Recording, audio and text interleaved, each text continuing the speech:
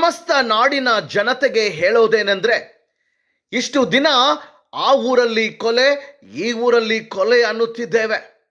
ಆದರೆ ಈಗ ನಮ್ಮ ಸಮೀಪದ ಹುಬ್ಬಳ್ಳಿಯಲ್ಲಿ ನೇಹಾ ಹಿರೇಮಠ್ ಅನ್ನುವ ಹುಡುಗಿಯ ಮೇಲೆ ಆಗಿರುವ ದುರಂತಕ್ಕೆ ನ್ಯಾಯ ಸಿಗಬೇಕು.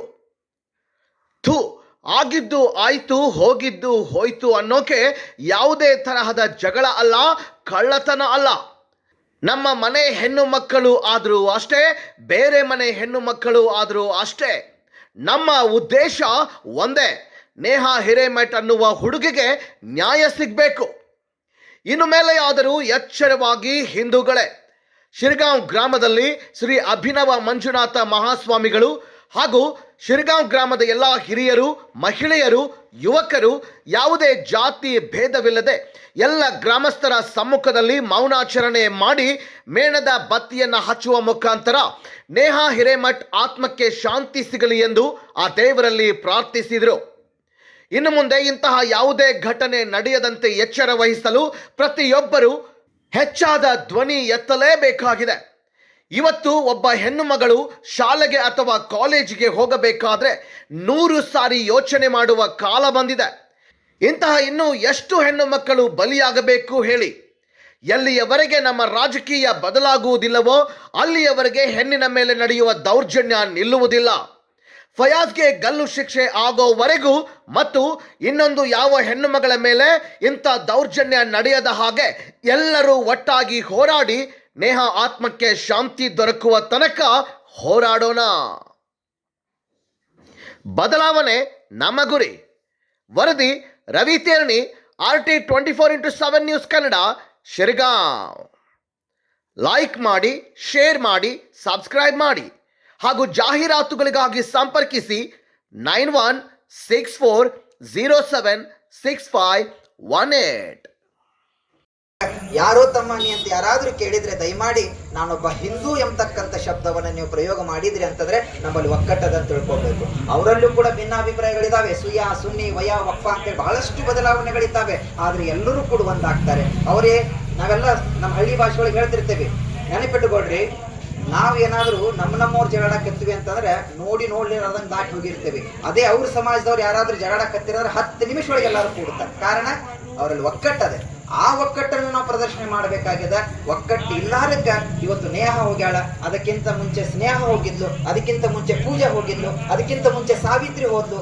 ಇನ್ನೆಷ್ಟು ಮಂದಿನ ಕಳ್ಕೊಳ್ಳಲ್ಲ. ಪೂಜಾ, ಸ್ನೇಹ, ಸಾವಿತ್ರಿ, ನೇಹ ಬಹಳ ದೂರ ಇಲ್ಲ. ಆದ್ರೆ ಇವತ್ತು ಏನಾಗ್ತಾ ಇದೆ, ಧಾರವಾಡದೊಳಗಾಗ್ಯದ ಬಿಡು, ಹುಬ್ಬಳ್ಳಿ ಒಳಗಾಗ್ಯದ ಬಿಡು ಅಂತಕ್ಕಂಥ ಮಂದಿ ಟಿವಿ ಒಳಗ ಕುಂತಾರೆ. ಹೊರತು ಸಮಾಜದೊಳಗೆ ಏನಾಗತ್ತದ? ನಮ್ಮ ಮನೆಯೊಳಗೂ ಹೆಣ್ಣು ಮಗಳದಾಳ, ನನ್ನ ಮನೆಯೊಳಗೂ ಶಿಕ್ಷಣ ಕಲಿಯೋಳದಾಳ, ನಮ್ಮ ಮನೆಯೊಳಗೂ ಇಂಥವ್ರು ಅದಾರ ಅನ್ನೋದು ಯಾಕೆ ನಮ್ಮ ತಲೆಯೊಳಗೆ ಮೂಡ್ತಾ ಇಲ್ಲ? ಅದಕ್ಕಾಗಿ ದಯಮಾಡಿ ನಮ್ಮ ಮಕ್ಕಳು, ಅದರಲ್ಲೂ ಕೂಡ ಯುವ ಕಾರ್ಯಕರ್ತರು, ನಮ್ಮ ಸನಾತನ ಪರಂಪರೆಯ ಸಂಘಟಿತ ಕಾರ್ಯಕರ್ತರು ಯಾವತ್ತೂ ಕೂಡ ಹಾದಿ ತಪ್ತಾ ಇಲ್ಲ. ದಯಮಾಡಿ ನಾನು ಇವತ್ತು ಶಿರಗಾಂವ್ ಗ್ರಾಮದ ಎಲ್ಲ ಹಿರಿಯರಲ್ಲಿ ಕೇಳ್ತಿರ್ತೇನೆ, ಸಂಘಟನೆಗೋಸ್ಕರ ಮಕ್ಕಳನ್ನ ಕೊಡಿ. ಸಂಘಟನೆ ಮಾಡ್ತೇವೆ. ಸಂಘಟನೆ ಅಂತಂದ್ರೆ ಊರ ಉಳಿವಿಗಾಗಿ, ನಾಡ ಧರ್ಮಕ್ಕಾಗಿ, ಸರ್ವ ಸಂರಕ್ಷಣೆಗಾಗಿ, ಅದಕ್ಕಾಗಿ ಸಂಘಟನೆ ಮಾಡ್ತದೆ ಹೊರತು ಮತ್ತಾವ ಕಾರಣಕ್ಕೂ ಸಂಘಟನೆ ಆಗ್ತಾ ಇಲ್ಲ. ನಮ್ಮ ಸೆಲ್ಫ್ ಪ್ರೊಟೆಕ್ಷನ್ಗೋಸ್ಕರ ಮಕ್ಕಳನ್ನ ತಯಾರಿ ಮಾಡ್ತಾ ಇದ್ದೇವೆ. ಅದಕ್ಕಾಗಿ ನಾನು ಎಷ್ಟೋ ಸಲ ನಾವು ಶಾಖದಾಗಿದ್ದಾಗ, ಸಂಘದೊಳಗಿದ್ದಾಗ ನಮ್ಮ ಹೆಣ್ಮಕ್ಕಳಿಗೋಸ್ಕರನೇ ದುರ್ಗಾವಾಹಿನಿ ಅಂತ ಹೇಳಿ ತೆಗೆದಿತ್ತು. ಇವತ್ತಿಗೂ ಕೂಡ ಅದು ಕಾರ್ಯ ಮಾಡ್ತಾ ಇದೆ. ಮಕ್ಕಳನ್ನ ಆ ಕಾರ್ಯಕ್ರಮ ಕಳಿಸ್ಬೇಕು. ಹೆಣ್ಮಕ್ಳಿಗೂ ಆ ಧರ್ಮ ಸಂರಕ್ಷಣೆ ಬಗ್ಗೆ ಅಧ್ಯಯನ ಆಗಬೇಕು. ಇದ್ರ ಬಗ್ಗೆ ತಿಳುವಳಿಕೆ ಎಲ್ಲರೂ ತಿಳ್ಕೊಡ್ರಿ. ಮೊದಲೇ ನಮ್ಗೆ ಕಾಲ ಇಲ್ಲ ಅನ್ನೋದು ಎಷ್ಟು ಸತ್ಯನೋ, ಆದ್ರೆ ಕಾಲ ಬದಲಾಗಿದೆ ಅನ್ನೋದು ಅಷ್ಟೇ ಸತ್ಯ. ಅದಕ್ಕಾಗಿ ಇವತ್ತು ನಮ್ಮ ಹೆಣ್ಣು ಮಕ್ಕಳ ಸಂರಕ್ಷಣೆಗಾಗಿ ನಾವೇ ಹೋರಾಟ ಮಾಡಬೇಕು. ನಮ್ಮನ್ನು ಬಿಟ್ರೆ ಇನ್ನಾರು ಕೂಡ ಸಂರಕ್ಷಣೆಗೆ ಬರೋದಿಲ್ಲ. ದಯಮಾಡಿ ತಿಳ್ಕೊಡ್ರಿ. ಕಾರಣ ಮೊನ್ನೆ ನಡೆದಿರ್ತಕ್ಕಂಥ ರಾಮೇಶ್ವರದ ಕೆಫೆ ಒಳಗ ಬಾಂಬ್ ಬ್ಲಾಸ್ಟ್, ಅದಕ್ಕಿಂತ 3 ತಿಂಗಳ ಮುಂಚಿದ್ದ ಆಟೋದೊಳಗ ಕುಕ್ಕರ್ ಒಳಗೆ ಬಾಂಬ್ ಬ್ಲಾಸ್ಟ್, ಅದಕ್ಕಿಂತ ಮುಂಚೆ 2 ಸರಿ ಬಾಂಬ್ ಬ್ಲಾಸ್ಟ್ ಆಯಿತು. ಯಾಕೆ ಈ ಘಟನೆಗಳು ಜರುಗ್ತಾ ಇದ್ದಾವೆ? ಹಾಗಾದ್ರೆ ಇವರಿಗೆ ಧೈರ್ಯ ಎಲ್ಲಿಂದ ಬರ್ತಾ ಇದೆ?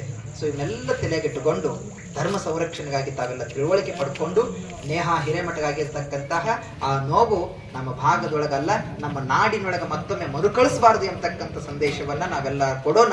ಶಿರಗಾಂವದೊಳಗಡೆನೆ ಆ ಫಯಾಜ್ ಎಂಬತಕ್ಕಂಥ ಶಿರ ಹಾರ್ಲಿ ಎಂಬತಕ್ಕಂಥ ಮಾತ್ರ ಪ್ರಾರ್ಥನೆಯನ್ನ ಮಾಡ್ಕೊಳ್ಳೋಣ.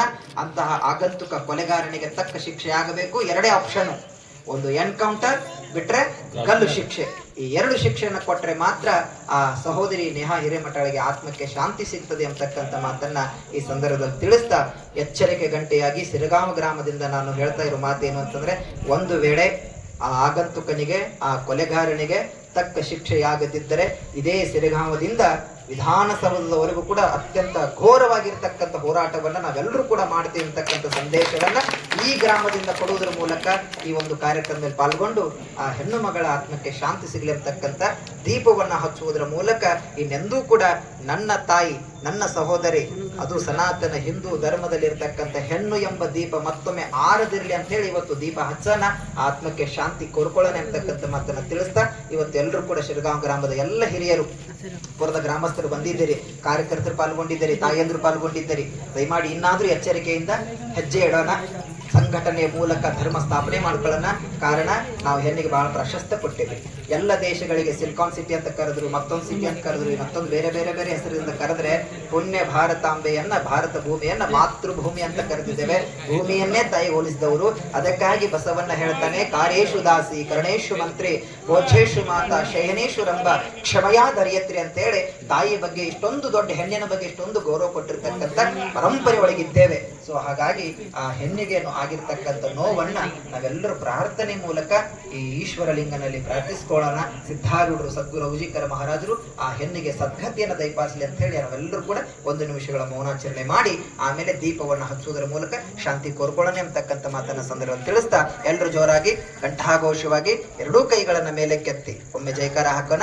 ಬೋಲೋ ಭಾರತ್ ಮಾತಾ ಕಿ ಜೈ, ಬೋಲೋ ಭಾರತ್ ಮಾತಾ ಕಿ ಜೈ, ವಂದೇ ವಂದೇ ಜೈ ಶ್ರೀರಾಮ್, ಜೈ ಶ್ರೀರಾಮ್, ಸನಾತನ ಹಿಂದೂ ಧರ್ಮ ಕಿ ಜೈ, ಸನಾತನ ಹಿಂದೂ ಧರ್ಮ ಕಿ ಜೈ, ಅಯೋಧ್ಯಾಧಿಪತಿ ಪ್ರಭು ಶ್ರೀರಾಮಚಂದ್ರ की जय, पवन सुत हनुमान की जय, बजरंग बली की जय।